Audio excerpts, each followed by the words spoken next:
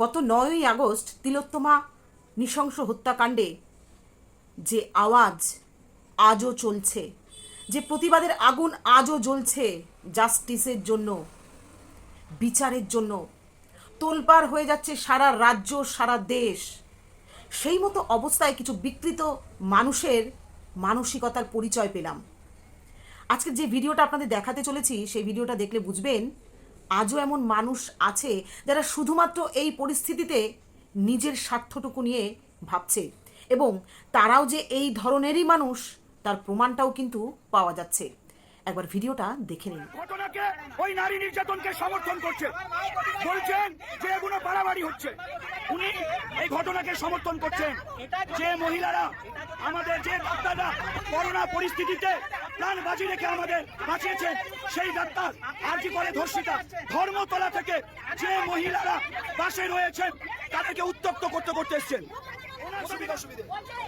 এরকম ডাক্তারদের ছিল যখন সরকারি পয়সা ফ্রিতে পড়াশোনা করতে, তখন মনে ছিল না এই ধরনের হয়েছে। দেখুন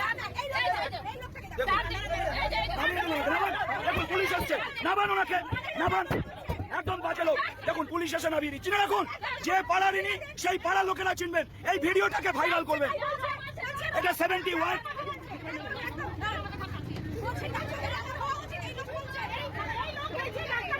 দেখলেন তো কত ধরনের মানুষ এখনো বিকৃত মস্তিষ্ক নিয়ে পথে ঘাটে নানান জায়গায় ছড়িয়ে রয়েছে। ঠিক এভাবেই প্রত্যেককে জবাব দিতে হবে, যেভাবে এই মহিলারা জবাব দিলেন। প্রত্যেককে স্যালুট করি। এই আওয়াজ যেন আমাদের মধ্যে সব সময় থাকে, কোনো শক্তি যেন এই আওয়াজকে দমিয়ে দিতে না পারে। তাই প্রত্যেকের উদ্দেশ্যে বলবো, কারো সমস্যা বলে নিজেকে সরিয়ে নেবেন না, কারণ একদিন না একদিন আপনাকেও কিন্তু অনেক কিছু ফেস করতে হতে পারে। তখন আপনার পাশে দাঁড়ানোর মতো মানুষ কিন্তু আপনি পাবেন না, এখন যদি এই সমস্যাগুলোকে অন্যের সমস্যা বলে এড়িয়ে যান। তাই নিজের ভাবনাটাকে একটু সাইডে রাখার চেষ্টা করুন, কারণ আপনার এই ব্যক্তিগত ভাবনা আগামী দিনে আপনার বাড়িতেও প্রভাব ফেলতে পারে।